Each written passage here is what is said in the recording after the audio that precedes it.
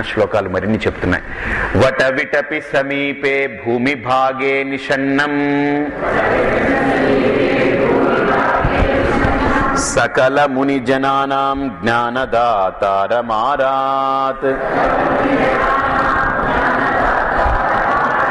త్రిభువన గురుమీశం దక్షిణామూర్తిదేవం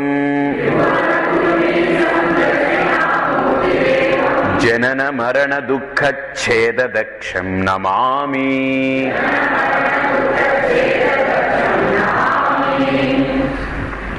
ఇక్కడ దక్షిణామూర్తి అంటే పరమేశ్వరుడే కదండి. ఈ ఋషులేమో చిచ్చిచి వీళ్ళు భార్యలతో కలిసిపోయి సంసారులే తిరుగుతున్నారు, వీళ్ళు మనకేం మోక్షం ఇస్తారని భ్రమించారు కదా వీళ్ళు. అంటే పక్కన భార్య ఉండగానే వాడు ఇంకా సంసారి అని అనుకున్నారు దైవాన్ని కూడా. అరే రే వీళ్ళు వ్యర్థంగా జీవితాన్ని నాశనం చేసుకుంటారని పరమ కారుణికత్వంతో పరమేశ్వరుడు అక్కడ దక్షిణామూర్తిగా కనిపించాడు.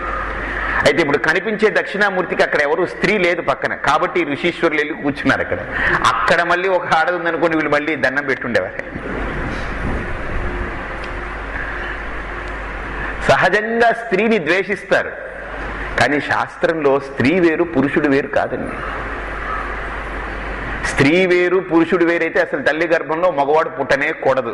గుర్తుపెట్టుకోండి సైంటిఫికల్ గా. మగవాడిలో స్త్రీత్వం ఉంటుంది, ఆడదానిలో పుంస్త్వం ఉంటుంది.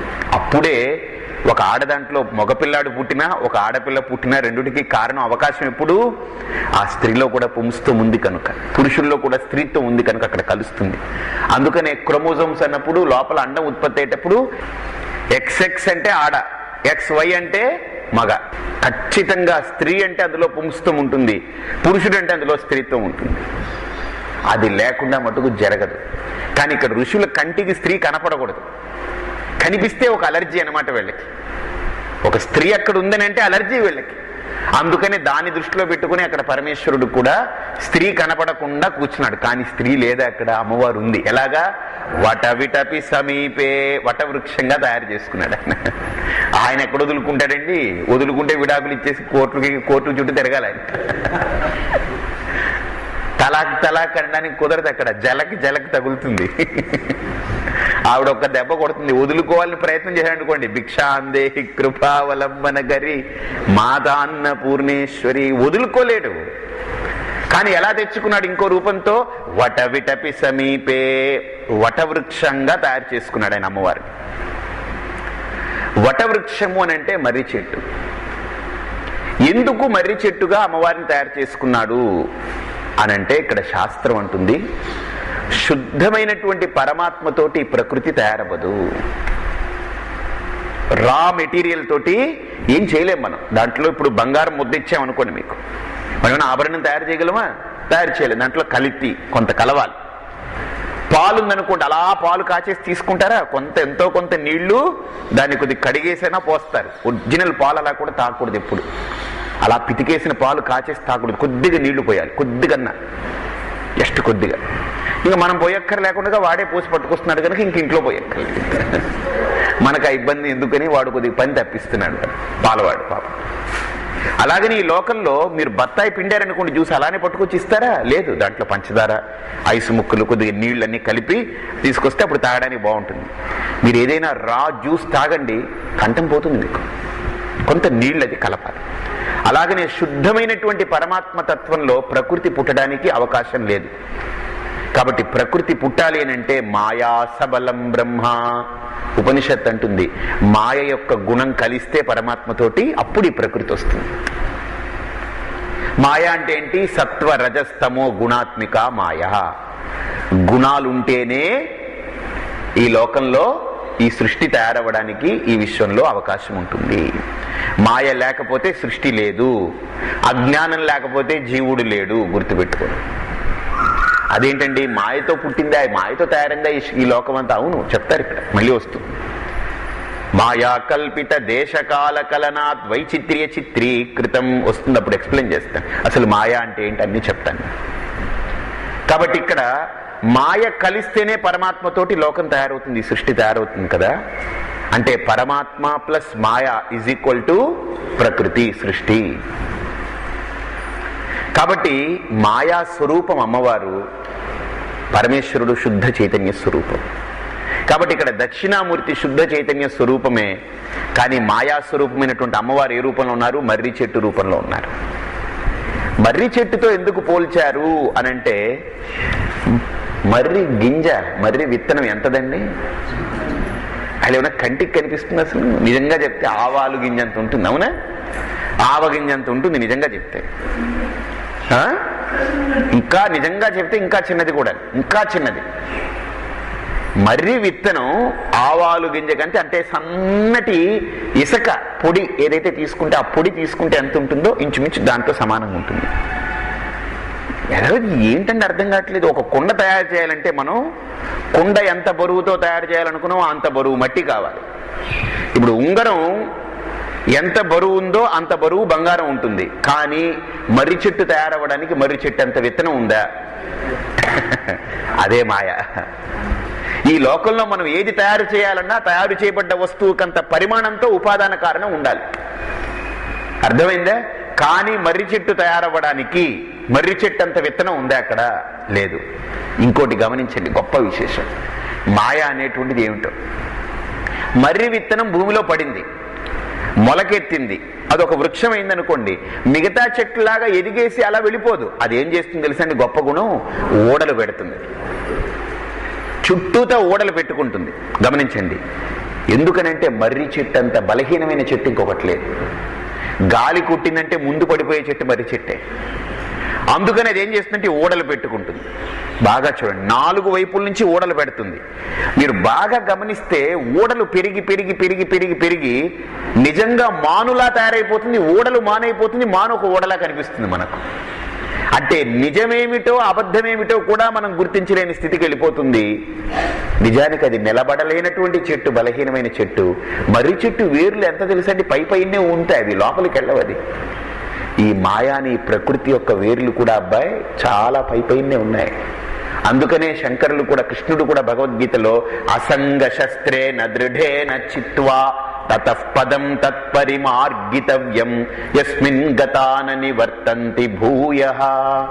భగవద్గీత 15వ అధ్యాయంలో ఆయన అంటారు, అశ్వత్థ వృక్షంతో పోల్చారు ఆయన. ఇక్కడేమో వటవృక్షం. శివుడికి ఇష్టమైంది వటవృక్షం. ఎందుకని? అమ్మవారు పక్కనే, అందుకనే ఇష్టం, అంతకంటే ఏం లేదు. వటవృక్షం చుట్టూ తిరిగారు అని అంటే మర్రి చెట్టు చుట్టూ. మీరు ఎవరి చుట్టూ తిరుగుతున్నారు? అమ్మవారి చుట్టూ తిరుగుతున్నారు. అమ్మవారు ఎవరికి ఇష్టం? ఈశ్వరుడికి. కాబట్టి చచ్చినట్టు మనం కోరుకుని ఇచ్చి తీరవలసిందే. ఆవిడకి ఇస్తుంది, ఇవ్వవయ్యా నా చుట్టూ తిరిగాడనంటే. ఈ అశ్వత్థ వృక్షం మనకు తెలుస్తుంది. కాబట్టి తాత్కాలికమైన ప్రకృతిలో నువ్వు ఏం చేయాలనంటే ఇదే సత్యం అనుకోకుండా దీన్ని అసంగ శస్త్రేణ దృఢేన చిత్వా, ఒక పెద్ద కత్తి తీసుకోవాలి. పెద్ద కత్తి తీసుకొని దీన్ని చిత్వా దృఢేన, దృఢంగా తీసి అవతల పారేయాలి ఈ చెట్టుని. ఏమిటా కత్తి? అసంగము అనే కత్తి. అంతేగాని కత్తి తీసుకెళ్లి ప్రపంచాన్ని నరకడం కాదు. అసంగత్వం అంటే ఈ లోకం ఉన్నా నేను ఈ లోకంలో ఎలా ఉండాలి బాగా గమనించండి. ఎలా ఉండాలి అని అంటే దానికి ఒక గొప్ప ఎగ్జాంపుల్ చెప్తాను. పడవ వేసుకుని మనం నీళ్లలో, నదిలో వెళుతున్నాం, ప్రయాణం చేస్తున్నాం. నీటి మీద పడవ ఉంటే మన ప్రయాణం సుఖంగా సాగుతుంది. పడవలోకి నీరు వచ్చిందనుకోండి, చచ్చూరుకుంటాం. ఇప్పుడు మనం కూడా ప్రపంచంలో ఎలా ఉండాలి అని అంటే, ప్రపంచంలో పడవ ఉన్నట్టు ఉండాలి. కానీ ప్రపంచాన్ని పడవలోకి తెచ్చుకున్నాం అనుకోండి, మనలోకి మనం ములుగుతాం. ప్రపంచం మీద మనం వెళ్తున్నంత కాలం ఇబ్బంది లేదు.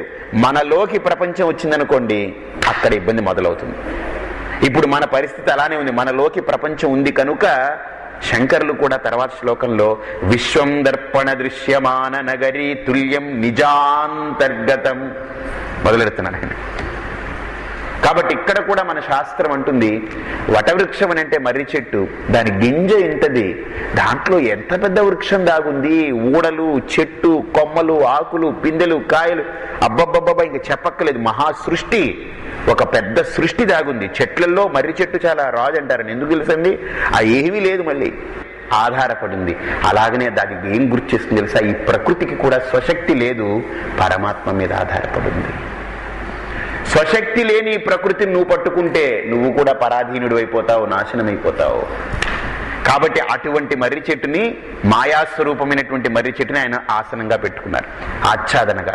వటవిటపి సమీపే భూమి భాగే నిషన్నం. ఆయన వటవృక్షం యొక్క మొదలు దగ్గర కూర్చున్నారట. అయితే ఆయన చుట్టూతా ఏముంది? సకల ముని జనానాం జ్ఞానదాతారమారాత్. సకల మునులు కూడా ఆయన దగ్గర ఉన్నటువంటి జ్ఞానాన్ని పొందడం కోసం అక్కడ కూర్చున్నారు. త్రిభువన గురుమీశం. త్రిభువనాలకి కూడా ఆయన గురు. త్రిభువనము అంటే భూహు భువహ స్వహ అని చెప్పుకోవచ్చు. బ్రహ్మలోకము, వైకుంఠము, కైలాసము మూడింటికి కూడా ఆయన గురువు అని చెప్పుకోవచ్చు. ఎందుకని? ఈ ఋషులు మూడింటిని చూసి వదిలేశారు, వీళ్ళెవరూ చెప్పరని. అప్పుడు దక్షిణామూర్తి కలిగాడు కనుక దక్షిణామూర్తి సమర్థుడు, దక్షుడు. ఏమిటి దక్షుడినా? త్రిభువనాలకి గురువినా. కానీ ఎందుకు అంత జగద్గురు అయ్యాడు? ఎందుకు అంత దక్షతలో వచ్చిందనంటే జనన మరణ దుఃఖ ఛేద దక్షం నమామి. ఈయనలో దక్షత ఉంది, సామర్థ్యం ఉంది. ఈ ఋషులు ఏదైతే కోరుకున్నారో ఆ కోరికను తీర్చగలిగిన సామర్థ్యం ఇతనిలోనే ఉంది. ఏమిటి కోరుకున్నారు? మాకు ఇంకా జన్మ మరణాలు ఉండకూడదు, ఈ సంసార బంధం ఉండకూడదు. ఆ జనన మరణ దుఃఖ ఛేదం, జనన మరణ దుఃఖాలనేటువంటి వాటిని ఛేదించడానికి దక్షత కలిగిన వాడు. అందుకని ఆ దక్షత కలిగిన ఆ దక్షిణామూర్తిని నమామి, ఐ ఆఫర్ మై సెల్యుటేషన్స్, నా నమస్కారాన్ని సమర్పిస్తున్నాను, నమస్కరిస్తున్నాను. చెప్పండి. చిత్రం వటతరోర్మూలే వృద్ధా శిష్యా గురుర్యువా గురోస్తు మౌనం వ్యాఖ్యానం శిష్యాస్తు చిన్న సంశయా. ఇక్కడ ఎంత గొప్ప వర్డ్ పన్నింగ్ అంటే సురేశ్వరులది. చూడండి, చిత్రం అని ముందు వాడారు కదా. చిత్రం అంటే ఏంటి అర్థం? ఆశ్చర్యకరం అని అర్థం. ఎంత విచిత్రం రా, ఎంత ఆశ్చర్యకరం అని. అంటే ఒక రకమైన ఎక్స్ప్రెషన్ అనమాట చిత్రం, ఆశ్చర్యకరం. ఈ చిత్రం అనే దాన్ని అన్నిటికీ వర్తించాలి ఇక్కడ. ఇది విశేషణం. ఇది వటతరోర్మూలే చిత్రం అంటే మర్రి చెట్టు కింద కూర్చోవడం చిత్రం. ఎందుకు మర్రి చెట్టు కింద అంటే, పోనీ ఏ వేప చెట్టు, మామిడి చెట్టు అయితే స్థిరంగా ఉంటుంది. ఇది స్థిరం కాదు. ఈ మర్రి చెట్టు గట్టిగా గాలి కొడితే పడిపోతుంది. దాని కింద దక్షిణామూర్తి కూర్చున్నాడు, ఈ ఋషులు కూర్చున్నారు. అంటే అర్థం ఏంటనంటే అది ఆశ్చర్యం. ఎందుకనంటే తాత్కాలికము ఈ ప్రకృతి అని ఆయన ఇండైరెక్ట్ గా ఆయన చూపించేస్తున్నాడు. ఆ శిష్యుల్ని, ఒరే మీరు ఎక్కడ కూర్చున్నారు తెలుసా?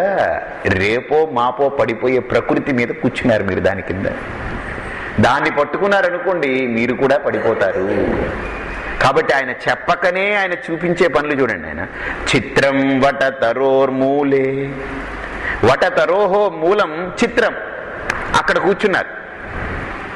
ఇంకో చిత్రం ఏంటనంటే వృద్ధా శిష్యా గురుర్యువా. ఈ శిష్యులందరూ వృద్ధులు, పండిపోయినటువంటి వాళ్ళు. గురువు ఎవరు? యువకుడు. ఇది నిజంగా చిత్రం అనిపిస్తుంది. కానీ లోతుగా పరిశీలన చేస్తే, ఇందాకట్లాగా వటవృక్షంలాగా లోతుగా పరిశీలన చేస్తే, అజ్ఞానానికి వయస్సుతో సంబంధం కానీ జ్ఞానానికి ఏమిటి? నిత్య నూతనమైంది జ్ఞానం, ఎవర్ గ్రీన్.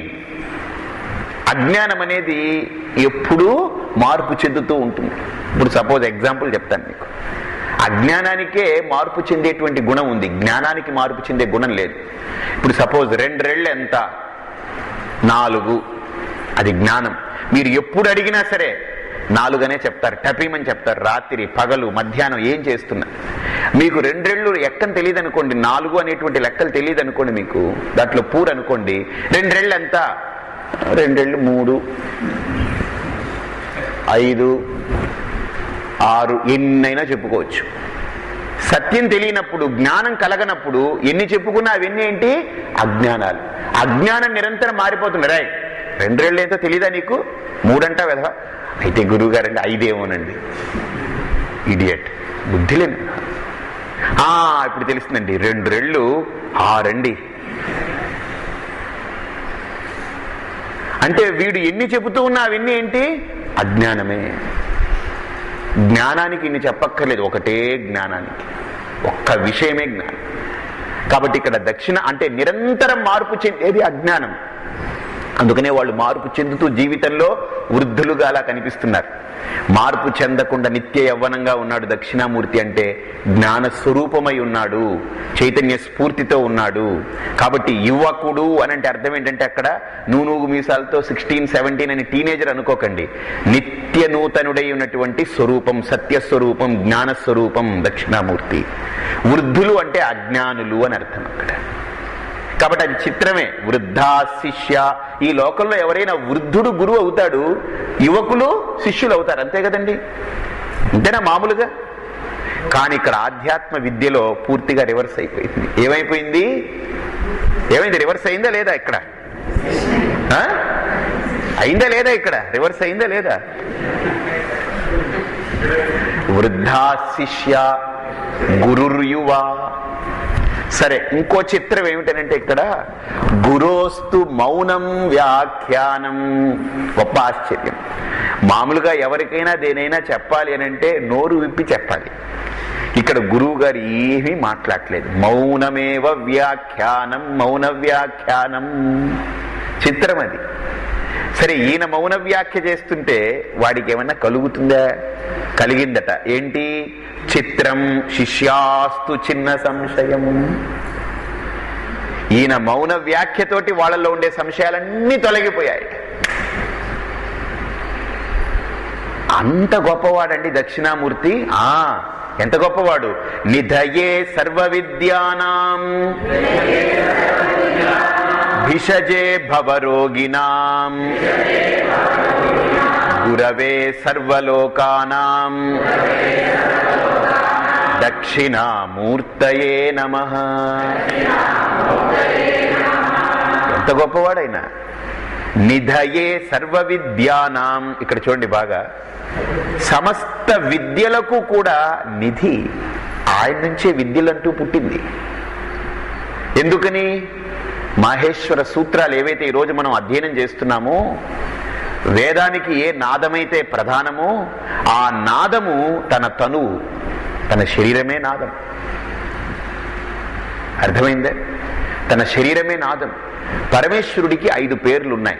5 ముఖాలుగా పిలుస్తారు. మనం 5 ముఖాలుగా ఆరాధిస్తాం. సద్యోజాతం, వామదేవం, అఘోరం, తత్పురుషం, ఈశానం.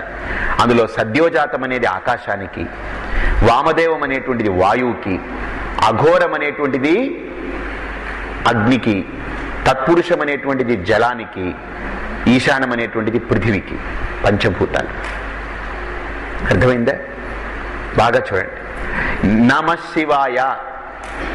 సద్యోజాతం అనేది ఆకాశం, వామదేవం వాయు, అఘోరం అగ్ని, తత్పురుషం జలం, ఈశానం అనేది పృథివీతత్వం. ఈ పంచభూతాలు.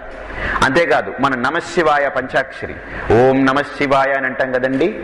నా మా శివాయ ఎంత అద్భుతంగా ఉందో. నా అంటే నభః, ఆకాశం సంస్కృతంలో. నభస్ ఆకాశం. మా అంటే మరుత్ అంటే వాయు. శి అంటే శిఖి అంటే అగ్ని. అర్థమైందండి? వా అంటే వారి అంటే నీళ్లు. యా అంటే పృథివీ. యం అనేటువంటిది పృథివీ. అర్థమైందే? అంటే సంస్కృత శబ్దాల్లో కూడా అర్థం ఉందన్నమాట. నా నభస్సు ఆకాశం, మా మరుత్తు వాయు, శ్రీ శిఖ అగ్ని, వా వారి నీళ్లు, యా పృథివీ. అంటే నమ శివాయ అంటే మీరేం చేస్తున్నారు? అక్కడ పంచభూతాలని కూడా ఆరాధిస్తున్నారు. అందుకనే పరమేశ్వరుడు వేదవేద్యుడు అని అర్థం. శివుడే దైవం. అందుకని అటువంటి శివుణ్ణే శ్రీకృష్ణ పరమాత్మ భగవద్గీతలో కూడా ఆరాధించాడు. ఏంటి? ఈశ్వర సర్వభూతానాం హృద్దేశేర్జున తిష్టతి భ్రామయన్ సర్వభూతాని యంత్రారూఢాని మాయయా. శివుడు ఉచ్చకోటి దేవతల్లో మహా ఉచ్చకోటి దైవం అండి ఈశ్వరుడు. అందుకనే చూడండి బాగా, నిర్గుణము శివుడికి ఉంది, సగుణము శివుడికి ఉంది. విష్ణువు దగ్గరికి వస్తే సగుణమే కానీ నిర్గుణం లేదు. అందుకనే ఆ కృష్ణుడు కూడా మహాభారతంలో సహస్రనామాన్ని ధర్మరాజుకి చెప్పినట్టు మనకుంది, శివ సహస్రనామాన్ని. శివుణ్ణి సగుణంగా ఆరాధిస్తే పంచభూతాత్మకంగా శివుడు కనిపిస్తాడు, మనకు జటాజుటాలతోటి కనిపిస్తాడు. నిర్గుణంగా ఆరాధించినప్పుడు చూడండి, ఆపాతాళ నభస్థలాంత భువన బ్రహ్మాండమా విస్ఫురత్ జ్యోతిస్ఫాటికలింగమౌలి విలసత్ పూర్ణేందువాంతామృతై అస్తోకాప్లుతమేకమీశమనిషం రుద్రానువాక్కాంజపన్ ధ్యాయేద్ ఈప్సిత సిద్ధయేద్ ధ్రువపదం విప్రో విషించేత్ శివం. నిర్గుణ రూపంలో శివుడు ఎలా ఉన్నాడు? శుద్ధ స్ఫటిక సంకాశం త్రినేత్రం పంచవక్త్రకం. నిర్గుణ తత్వాన్ని శుద్ధ స్ఫటికంతో పోల్చారు. శుద్ధమైన స్ఫటికం చూడండి, స్ఫటిక లింగం తీసుకోండి మీరు, మన దగ్గర మనం కాశీలో కూడా చూసాం. స్ఫటిక లింగం తీసుకుంటే నిర్గుణం అంట. ఏమిటి అని అడిగారు. ఏమిటనంటే దీనికి ఆద్యంతాలు ఎక్కడి నుంచి చెప్పండి, ఎక్కడి నుంచి బిగినింగ్, ఎక్కడి నుంచి ఎండింగ్ చెప్పండి. బిగినింగ్ ఎండింగ్ ఏంటి? దానికి ఉండదు. ఎందుకని? రౌండ్గా ఉంటుంది స్ఫటికం అని.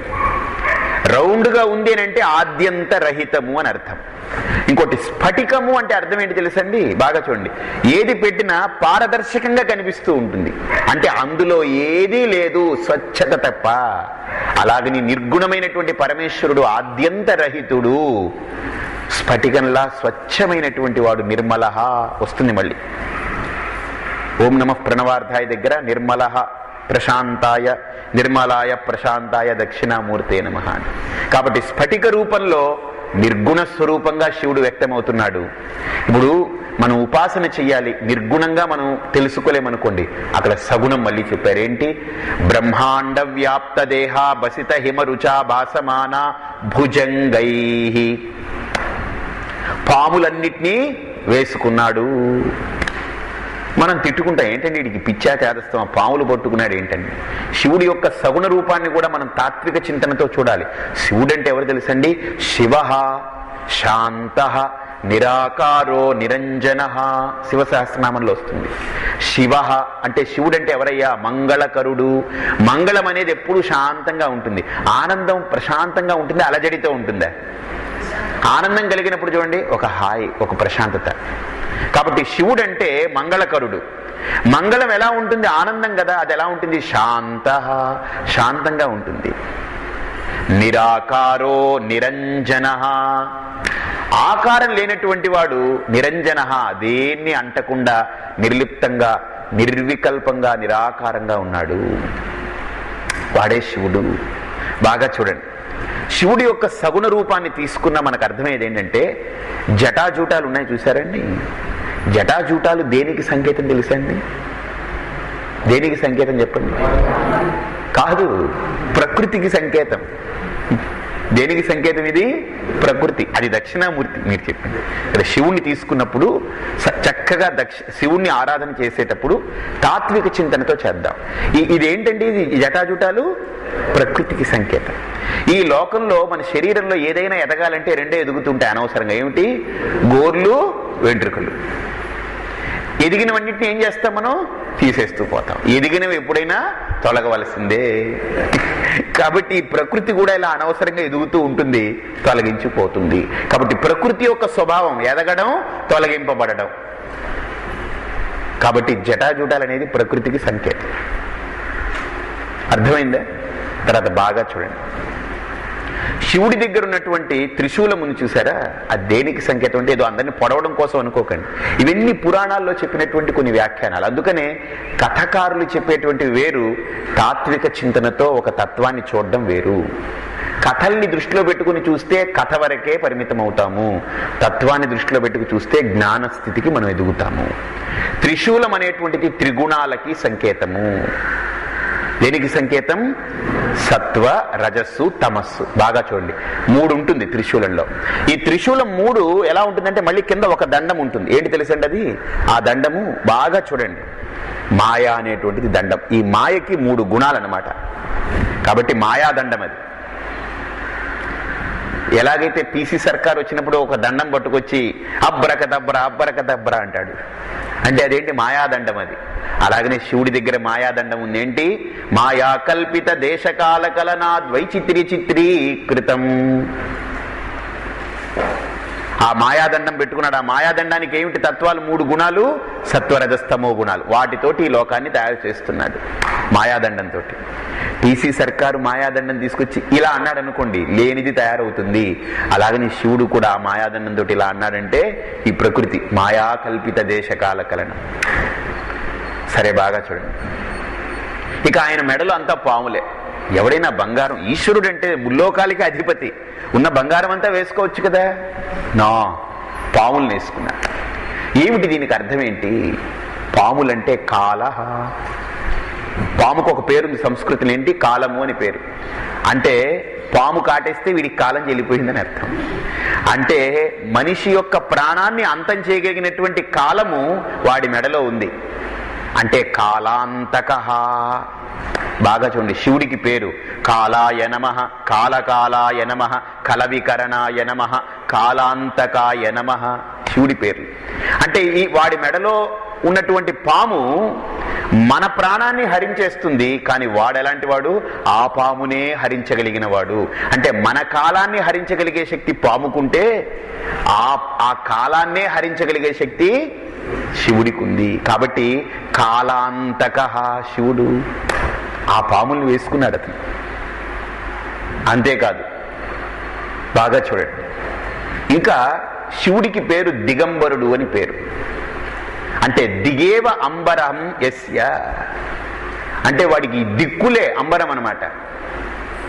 అష్టదిక్కులు, దశ దిక్కులు వాడికి అంబరం. ఏంటంటే 8 కదా దిక్కులు, అంటే 10 దిక్కులు ఉన్నాయి. 8 దిక్కులు ఏమిటి? పూర్వము, పశ్చిమము, ఉత్తరము, దక్షిణము. అలాగనే ఆగ్నేయము, నైరుతి, వాయువ్యము, ఈశాన్యము. ఈ 8 దిక్కులు. 4 4 8. అలాగనే ఊర్ధ్వము, అధస్సు. అర్థమైందే? అంతరిక్షము, భూమి, ఇవి కూడా దిక్కులే. కాబట్టి ఇక్కడ 10 దిక్కుల్ని కూడా అంబరంగా కలిగిన వాడు. అంటే ఒక రకంగా చెప్పాలంటే వాడు 10 దిక్కుల్ని అంబరంగా కలిగితే మనందరం దిక్కులేని వాళ్ళం అయిపోయాం. అందుకనే దిక్కులేని వాడికి దేవుడే దిక్కు. ఎందుకని అన్ని దిక్కుల్ని వాడు అంబరంగా చుట్టేసుకున్నాడు. మనకి ఏ దిక్కుంది? ఇప్పుడు ఏ దిక్కు లేదు. మనకు ఒక్క దిక్కుని వదిలేడా? లేదు. 10 దిక్కులు వాడు కట్టేసుకున్నాడు. కాబట్టి ఇప్పుడు దిక్కులేని వాళ్ళం ఎవరు? మనం. కాబట్టి దిక్కులేని వాళ్ళకి దిక్కెవరు? దేవుడే దిక్కు. కాబట్టి ఎవరు? దేవదేవుడైనటువంటి ఆ మహాదేవుడే దిక్కు. తాత్విక చింతనతో మామూలుగా ఏ దేవుళ్ళకైనా 2 కళ్ళు ఉన్నాయి. ప్రత్యేకత చూడండి, మహావిష్ణువు కూడా లేదు. భృగు మహర్షి కాళ్ళ కింద ఉండేది కదా కన్ను, విష్ణుమూర్తి తీసి పడేశాడు శుభ్రంగా.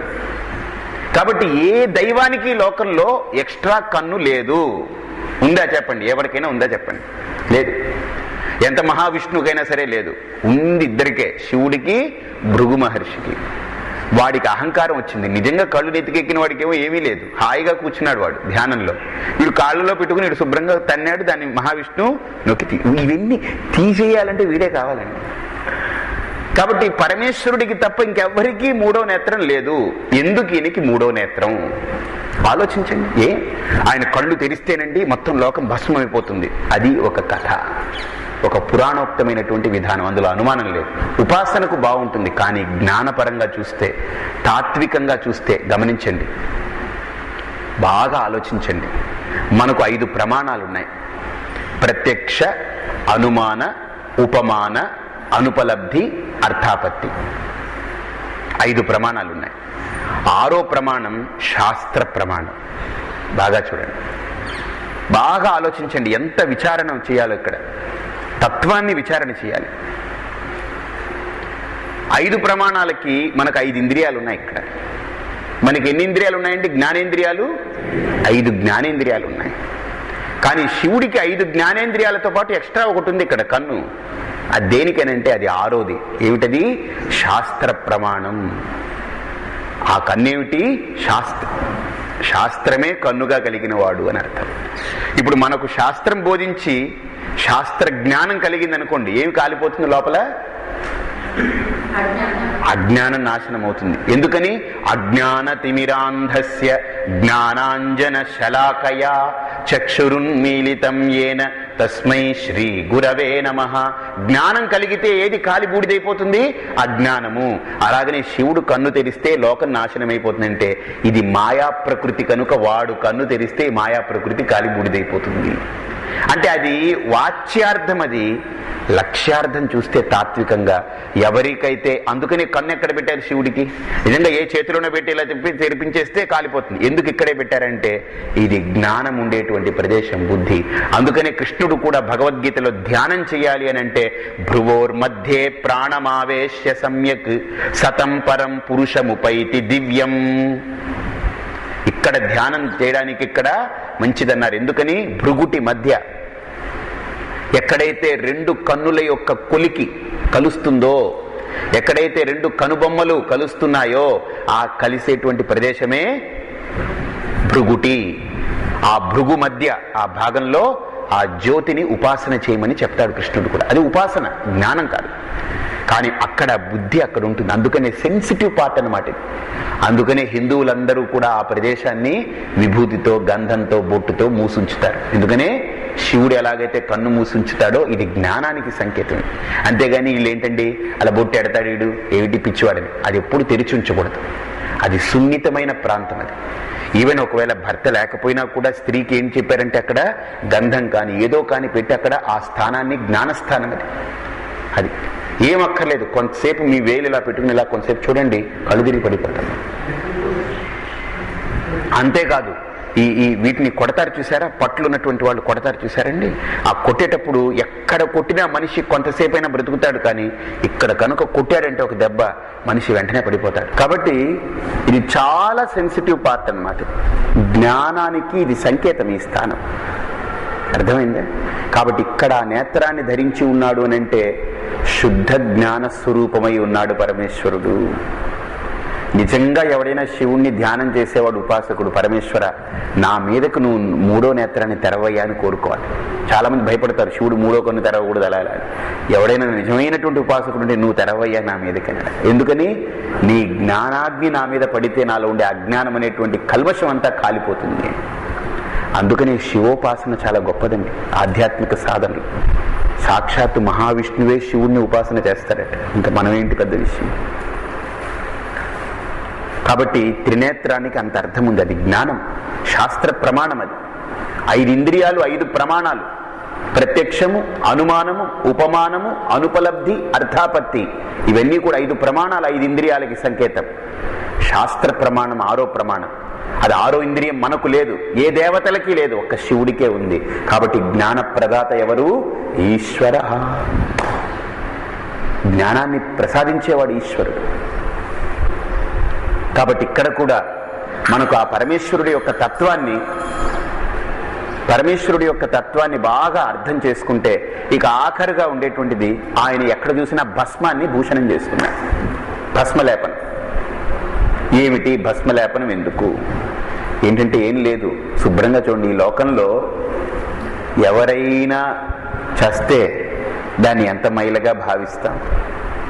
కానీ పరమశివుడి దృష్టిలో చనిపోతేనే వాడు పవిత్రుడవుతున్నాడు. బ్రతికున్నంతకాలం మనం నిప్పులో పడేస్తే ఏదైనా ఏమవుతుందండి? బూడిదవ్వడం కాదు, పవిత్రమవుతుంది. Fire is purifying agent. అందుకని బాగా చూడండి, మీరేమో భస్మైపోతుంది అనకండి. నిప్పులో పడేసేది ఏ పదార్థమైనా కాలి శుభ్రంగా కల్మషం అంతా పోయి శుభ్రం అయిపోతుంది. అలాగనే వీడిని కూడా తీసుకెళ్లి నిప్పులో పడేస్తే పవిత్రమవుతున్నాడు కనుక దాన్ని తీసి వాడు రాసుకుంటున్నాడు. మనం హోమంలో ఉండేటువంటి భస్మాన్ని ఎలాగైతే మనం భస్మాన్ని ధరిస్తున్నామో, హోమ భస్మం తీసుకున్నాం కదండి, రక్ష కింద తీసుకుని మేధావి భూయాసం, తేజస్వి భూయాసం, వర్చస్వి పెట్టుకున్నాం మనం. మనకు హోమ భస్మం ఎంత పవిత్రమో వీడు కూడా ఆ అగ్నిలో, రుద్రాగ్నిలో, కాలాగ్నిలో పడి దహించిన తర్వాత పవిత్రుడైపోతున్నాడు కనుక అక్కడికి వచ్చి ఆ భస్మాన్ని తీసుకుని వాడు మొత్తం లేపనం చేసుకో. అబ్బా, ఇప్పుడు నువ్వు పవిత్రుడు అయిపోయావరా, ఇప్పుడు నీకు మాయా ప్రకృతి లేదు, నువ్వు శుద్ధమైన పరమాత్మ స్వరూపం, నా రూపమే అని తనలో విలీనం చేసుకుంటున్నాడు. అది పరమేశ్వర తత్వం. గుర్తుపెట్టుకోండి, అది గొప్పతనం. అటువంటి పరమేశ్వరుడు మనకు దక్షిణామూర్తిగా ఆవిర్భవించాడు. అటువంటి దక్షిణామూర్తి ఎలాంటి వ్యక్తి అయి ఉండాలండి? నిధయే సర్వ విద్యానాం. అన్ని విద్యలకి కూడా వాడు నిధి. అన్ని విద్యలకి నిధి. ఎందుకండి అనంటే ఈ లోకంలో ఉండేటువంటి సకల శాస్త్రాలు అన్నీ కూడా, దర్శనాలు, శాస్త్రాలు, ఇతిహాసాలు, వాంగ్మయాలు, పురాణాలు అన్నీ కూడా వేదంలో నుంచి ఆవిర్భవించింది. వేదము దానికి ఆధారం ఏంటి? నాదం. నాదం ఎక్కడి నుంచి వచ్చింది? శివుడి దగ్గర నుంచి, ఆకాశం నుంచి వచ్చింది. ఆకాశ స్వరూపం ఎవరు? శివుడు. ఎందుకని? నామ శివాయ. మన భవరోగాన్ని దాటించడానికి ఎవడండి కారకుడు? వాడే. భిషక్, గొప్ప వైద్యుడు వాడు. అందుకనే శివుణ్ణి తమిళనాడులో ఒక ఊరిలో వైద్యనాథుడు అని పిలుస్తారు. వైద్యనాథుడు అని పిలుస్తారన్నమాట. అమ్మవారి పేరు తెయ్యల్ నాయకి అని. చూడండి ఎంత గొప్పగా ఉందో. అంటే ఆయన సర్జను, ఈవిడ కూడా సర్జన్ అనమాట. తెయ్యల్ అంటే కుట్టడం, కుట్టేటువంటి ఆవిడ అని అర్థం. అంటే ఆయన వచ్చి ఆపరేషన్ చేసిపోతే ఈవిడ వచ్చి కుట్లేసిపోతుందని అర్థం. వైదీశ్వరన్ తెయ్యల్ నాయకి. భిషక్ మహావైద్యుడు. ఏమిటి? ఏ వైద్యం చేస్తాడు అతను? ఈ లోకంలో మనకు ఈ చర్మానికి ఏదన్నా జబ్బు వస్తే, ఈ శరీర పిండానికి జబ్బు వస్తే లోకల్ డాక్టర్లు ఉన్నారు. కానీ అసలు భవమే రోగమై కలిగి ఉన్నటువంటి వాడు, భవాన్నే రోగంగా కలిగి ఉన్నవాడు, అంటే సంసార రోగంతో తపన పొందేవాడు, తపించిపోయేవాడికి వైద్యుడెవరు? దక్షిణామూర్తి. భిషజే భవరోగినాం. సరే, గురవే సర్వలోకానాం. ఈ లోకంలో దక్షిణామూర్తికి మించిన గురువు లేనే లేడు. అతనే గురువు. అందుకనే ఎవరైనా సరే ఆధ్యాత్మిక సాధన కావాలనుకున్నటువంటి ఏ వ్యక్తి అయినా ఒక్కసారి దక్షిణామూర్తిని కనుక ఉపాసన చేస్తే, నిధయే సర్వ విద్యానాం భిషజే భవరోగినాం గురవే సర్వలోకానాం దక్షిణామూర్తయే నమః. వాడు కూర్చుంటారనమాట. అంతే. సరే, కూర్చున్నప్పుడు ఆయన స్మరించుకుని కూర్చుంటే నేను మాట్లాడినది ఎవరు? వాడే. లేకపోతే ఈ వయస్సులో ఈ తాత్వికత, ఈ విచారణ, ఈ అనాలిసిస్ కానీ, ఈ థింకింగ్ కానీ ఎక్కడి నుంచి వస్తుందండి? అది కాదు. అందుకని అది ఎవరు? దక్షిణామూర్తయే నమః. సరే, ఈ దక్షిణామూర్తి స్వరూపం ఏమిటండి? ఓం నమః ప్రణవార్థాయ శుద్ధ జ్ఞానైకమూర్తయే నిర్మలాయ ప్రశాంతాయ దక్షిణామూర్తయే నమః. ఈయన ఎవరయ్యా ఈ దక్షిణామూర్తి? ఓం. ఆ దక్షిణామూర్తి ఎవరు? ఓం అనే ప్రణవం. ప్రణవ స్వరూపమే ఆ దక్షిణామూర్తి. అంటూ దట్ ఓం ప్రణవం నమః, నా నమస్కారం. ఆ ప్రణవ స్వరూపంగా విరాజిల్లే ఆ దక్షిణామూర్తికి నా నమస్కారం. భగవంతుడికి మనందరికీ పేర్లున్నాయా? పరిపూర్ణానంద, లేకపోతే సుబ్బలక్ష్మి, లేకపోతే సుబ్బారావు, లేకపోతే అప్పారావు, లేకపోతే విజయలక్ష్మి, ఏదో పేర్లున్నాయి కదా మనకు ఈ పిండానికి. పరమాత్మకు కూడా శాస్త్రం ఒక పేరు పెట్టింది. ఏంటి? ఓం అని భగవంతుడికి పేరు. మామూలు పేర్లు విష్ణు, కృష్ణుడు, శివుడు ఇవన్నీ కూడా సగుణ రూపాలు, సగుణ నామాలు. కానీ నిర్గుణమైనటువంటి ఉపాసన చేయదలుచుకుంటే అది ఏమిటి? ప్రణవోపాసన. అందులో భగవంతుడి పేరేంటి? ఓం. ఎందుకు ఓం అంటే, ఓం అనేటువంటి ఏకాక్షరంలోనే అన్ని ఇమిడి ఉన్నాయి. ఏం తెలుసా? ఓం అనేటువంటిది ఏమిటి? 3 మాత్రలు. అకార, ఉకార, మకార, ఇతి, ఆ, ఉ. పరమాత్మ ఎవరు అని అడిగితే ఏమీ కాదు. పరమాత్మ అంటే ఎవరంటే ఆ, ఊ, వాడే పరమాత్మ. అదేంటండి? ఎస్. అందుకని ఇంగ్లీషులో పరమాత్మని ఏమన్నారు? గాడ్ అన్నారు. ఏమన్నారు? గాడ్. GOD. గాడ్ అంటే ఏంటి తెలుసండి? జి అంటే జనరేటర్, సృష్టికర్త. ఓ అంటే ఆర్గనైజర్, స్థితికర్త. డి అంటే డెస్ట్రాయర్, సంహారకర్త, ప్రళయకర్త. Generator, organizer, destroyer. Is called God. ఇప్పుడు ఇక్కడ కూడా మన శాస్త్రంలో భగవంతుడు అంటే ఎవరయ్యా? ఓం. ఆ ఓం అంటే ఏంటి? ఆ, ఊ, అదే చేస్తున్నాడు వాడు. ఆ అంటే చూడండి, నోరు తెరుచుకుందంటే సృష్టి. ఊ అన్నప్పుడు లోపల నుంచి గాలి వస్తుంది, స్థితి, ప్రాణం. అన్నప్పుడు నోరు మూసేసాం అంటే ప్రళయం. చూడండి, ఆ అంటే సృష్టి, ఊ అంటే స్థితి, అంటే ప్రళయం. లీనమైపోయింది అన్నీ కూడా. అంటే సృష్టికి సంకేతం అకారం, స్థితికి సంకేతం ఉకారం, ఉమాత్ర, ప్రళయానికి సంకేతం మకారం. కాబట్టి అకార ఉకార మకార త్రయం ఓం, ఆ ప్రణవమే పరమాత్మ. పరమాత్మ అంటే ఏమిటి? సృష్టి స్థితి లయాలని చేసేటువంటి వాడు పరమాత్మ. వాని ఉపాసన చేయమంటుంది. కాబట్టి ఇక్కడ దక్షిణామూర్తి ఎవరు? ఓం నమః ప్రణవార్థాయ. అయితే ఈ పరమాత్మ సృష్టి స్థితి లయాలు చేస్తుంటాడా అండి? కాదు. దానికంటే విలక్షణుడు కనుక అవి చేస్తున్నాడు. వాడు సృష్టిలో భాగం అనుకోండి, వాడిని తయారు చేసేవాడు ఇంకోటి ఉంటాడు. కాబట్టి పరమాత్మ సృష్టి చేశాడు అని అంటే, స్థితి చేస్తున్నాడు అని అంటే, లయం చేస్తున్నాడు అని అంటే అది మాయా. ఆ మాయా ప్రకృతిని ఉపయోగిస్తున్నాడు, వాడు ఆడుకుంటున్నాడు. మాయావీవ విజృంభయత్యపి మహాన్ మాయా కల్పిత దేశకాల కలనాద్వై చిత్రే చిత్రీకృతం. చూడండి, ఇప్పుడు పీసీ సర్కార్ ఏంటంటే ఒక చిన్న డబ్బా తెచ్చాడు, ఒక కర్ర తెచ్చాడు. ఆ డబ్బాలో అబ్రకదబ్ర అన్నాడు, అదన్నాడు, ఇదన్నాడు, ఏవో పుట్టిస్తున్నాడు. అన్నీ అయిపోయింది. ఎవడో తీసుకొచ్చాడు, వాడిని ఇచ్చేసాడు, వాడిని మాయం చేస్తాడు, వాడిని మళ్ళీ తీసుకొచ్చాడు, ఒకరిని తీసుకొచ్చాడు, వాడిని మాయం చేసి ఇద్దరిని తీసుకొస్తాడు, ఏదో పెడతాడు, అందులో ఇలా బట్ట వేస్తాడు, ఇలా బట్ట తీయంగా నీకు చెట్టు అయిపోతుంది, ఇలా అంటాడు, ఇలా అని ఇలా అనగానే మొత్తం ఏనుగు వచ్చేస్తుంది, మన మధ్యలో తిరిగేస్తుంటుంది. ఇవన్నీ చేస్తాడు. ఆఖరికి ఏమైపోతుంది? అంత షో ఎండ్ అయిపోగానే మొత్తం అన్నిటినీ అబ్రకదబ్ర అన్ని పోయింది. ఇవన్నీ ఏమవుతున్నాయి? ఎక్కడి నుంచి వస్తున్నాయి? మాయాశక్తి విలాస కల్పిత మహా. అలాగనే వీడు కూడా శుద్ధమైనటువంటి పరమాత్మ మాయా అనేటువంటి త్రిగుణాలతోటి సృష్టి స్థితి లయాలు చేస్తున్నాడు. మళ్ళీ సృష్టి స్థితి లయాలు జరుగుతున్నాయి. కానీ వీడెవడు? సృష్టికి స్థితికి లయానికి విలక్షణమై ప్రకాశించేటువంటి శుద్ధ చైతన్య స్వరూపం వాడు.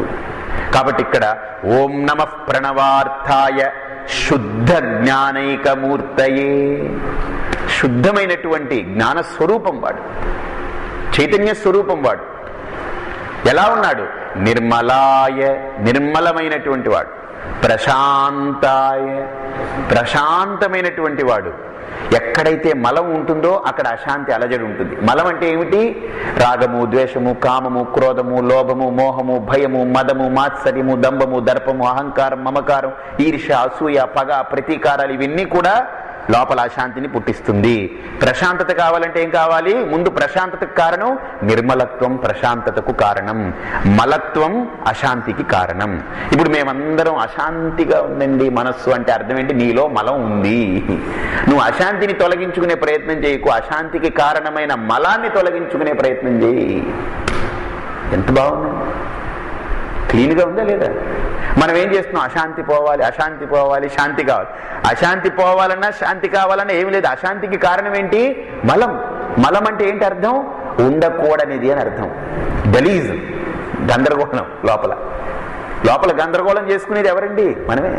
ఒకటి గుర్తు పెట్టుకోండి, ఎవరితో మనం విరోధం పెట్టుకున్నాం అనుకోండి, ఒక వ్యక్తితోటి. ఇప్పుడు ఎగ్జాంపుల్, ఒక అరగంట తిట్టుకున్నాం, లేకపోతే బాధపడ్డాం, ఏదో అయింది, ఘర్షణ అయింది, వాడు వెళ్ళిపోయాడు, మనం వచ్చేసాం. మనం ఇంటికి వచ్చిన తర్వాత బెడ్ మీద ఏసీ వేసుకుని ఫ్యాన్ వేసుకుని బాగా పడుకున్నా లోపల మటుకు ఆ వేడి తాపం, వాడు నన్ను ఇలా అంటాడా, వాడు వెళ్ళిపోయాడు, కానీ వాడిని ఇంకా మోస్తున్నది ఎవరు? కాబట్టి ఎక్కడుంది అశాంతి? వీడికి. ఎందువల్ల అశాంతి? వాడిని మోస్తున్నాడు. మలం లోపల ఉంది, పెంట లోపల, బయట పెంట పట్టుకొచ్చి చెత్తని లోపల పెట్టుకుంది. ఆ చెత్తని బయటే వదిలేస్తే లోపల ఏలా ఉంటుంది? అందుకనే చిత్తము చెత్తతో నిండి ఉంది. ఎంతవరకు నీ చిత్తము చెత్తతో నిండి ఉన్నదో అంతవరకు చిత్త చాంచల్యం తప్పదు. చిత్త చాంచల్యం ఉంటే అశాంతి. నాకు బీపీ వచ్చేస్తుందండి, నాకు టెన్షన్ వచ్చేస్తుందండి, అసలు ఏమిటోనండి, ఎందుకు బతకాలని, ఇవన్నీ ఎందుకని కారణం ఇవన్నీ లోపల చెత్త నింపుకుంటున్నాం మనం. అలా చెత్తని పోగు పెట్టుకుంటున్నాం. ఈ మున్సిపాలిటీ వాడు ఎలాగైతే పట్టుకొచ్చి ప్రతి వీధి గుమ్మంలో ఉన్నటువంటిది. నిన్న ఒక జోక్ అనమాట. ఏంటంటే ఒక భార్య భర్తతో ఉంటుంది, ఏముండో గుమ్మం దగ్గర కూర్చోకండి అని. ఎందుకే నేను గుమ్మం దగ్గర కూర్చుంటే నీకు ఇబ్బంది ఏమిటి అన్న. కాదండి, మున్సిపాలిటీ తట్టు వస్తుందండి, అది అన్నిటినీ తీసుకుపోతుందండి అని. అంటే వీడు ఏమని అర్థం? వీడు చెత్తగాడని అర్థం. అనవసరమైంది మనం బయట పాడేస్తే వాటిని పోగు చేసి పట్టుకుపోతాడు. అంత చెత్త కదండి, మనకు అనవసరమనే కదా బయట పాడేసాం. వాడు పట్టుకుపోతాడు. వాడు ఏమైనా ఇంట్లో పెట్టుకుంటాడండి, వాటిని పట్టుకెళ్ళి వాడిని ఏం చేస్తాడు, కాలుస్తాడు. తెలివి చూడండి. మనం ఏం చేస్తున్నాం, బయటది చెత్త వచ్చి ఇంకా దీని గురించి ఇంకా పట్టించకూడదు అనుకున్నప్పుడు ఆ చెత్తని తీసుకొచ్చి ఏం చేస్తున్నాం, బదిలంగా లోపల పెట్టి దానికి ఎరువేసి నీళ్ళేసి పెంచి పోషించి ఆ తర్వాత లోపల ఘర్షణ, అలజడి, నిద్ర లేదు, అది లేదు, బెంగ, కలత అన్నీ అయిపోయి బీపీలు, టెన్షన్లు అన్నీ వచ్చేసి వీడి మొహం ఏంటంటే అలా ఉన్నారు. ఏమిటోనండి నాకు అస్సలు ఏం బాగుండట్లేదండి, అస్సలు నా పరిస్థితి అస్సలు ఏమాత్రం బాగుండట్లేదండి. కారణం ఏంటి? ఈ అశాంతికి, అలజడికి కారణం ఏంటి చెప్పండి? మలం. కానీ దక్షిణామూర్తి ఎందుకు ప్రశాంతంగా ఉన్నారు? నిర్మలాయ ప్రశాంతాయ. ఈ లోకంలో సొల్యూషన్ ఎక్కడా బయట లేదండి. మీకు సొల్యూషన్ ఇదే ఇచ్చేస్తుంది. You are the cause, you are the problem, you have to solve. Solution is yours. మా దగ్గర ఏం లేదు. ఇప్పుడు గుర్తుపెట్టుకోండి, ఇప్పుడు బాగా గుర్తుపెట్టుకోండి. సమస్య మీ దగ్గర మీరే ఉత్పత్తి చేసుకున్నారు. ఆ సమస్యకి పరిష్కారం మీ దగ్గరే ఉంది. ఏమిటి? సమస్యకి కారణం తొలగించేస్తే సమస్య మసైపోతుంది. కాబట్టి అసలు సమస్యకు కారణం వెతకకుండా సమస్యని తాత్కాలికంగా తీసే ప్రయత్నం చేస్తున్నాం మనం. కాబట్టి సమస్యను తీయకండి, సమస్యకు కారణం వెతికి పట్టుకుని తీయండి. కాబట్టి మలం అశాంతికి కారణం, నిర్మలం ప్రశాంతతకు కారణం. అర్థమైందా? నిర్మలాయ ప్రశాంతాయ దక్షిణామూర్తయే నమః. అటువంటి నిర్మల స్వరూపమై ప్రశాంతమైనటువంటి స్వభావం కలిగి ఉన్నటువంటి వాడు, సత్య జ్ఞాన స్వరూపమైనటువంటి వాడు, శుద్ధ స్వరూపమే ప్రకాశించేవాడు, ప్రణవార్థ స్వరూపమైనటువంటి వాడు ఆ పరమాత్మ ఎవరైతే ఉన్నారో అటువంటి వాడు దక్షిణామూర్తి. అంటూ దక్షిణామూర్తి నమస్కార, నా నమస్కారము. ఇప్పుడు దక్షిణామూర్తి ఏమిటో మీకు అర్థమైంది. ఇప్పుడు ఈ దక్షిణామూర్తి తత్వం ఇది, నిర్గుణ స్వరూపం. కానీ దాన్ని ఏం వ్యాఖ్యానం చేయాలి? మరి అయిపోయింది కదా. కాదు, ఇప్పుడు వ్యాఖ్యానం మొదలవుతుంది. అంటే దక్షిణామూర్తి యొక్క స్వరూపాన్ని మనకు ఎరుకపరిచారు. ఇప్పుడు ఆ స్వరూపాన్ని నిలబెట్టడం కోసం మనలో ఉన్నటువంటి అవిద్యతో కూడుకున్నటువంటి పేరుకుపోయినటువంటి గుణాల్ని ఇప్పుడు తొలగించడం కోసం మొట్టమొదటి శ్లోకం. ఇప్పుడు మళ్ళీ మనకు నిజమైనటువంటి దక్షిణామూర్తి స్తోత్రం ప్రారంభమవుతుంది.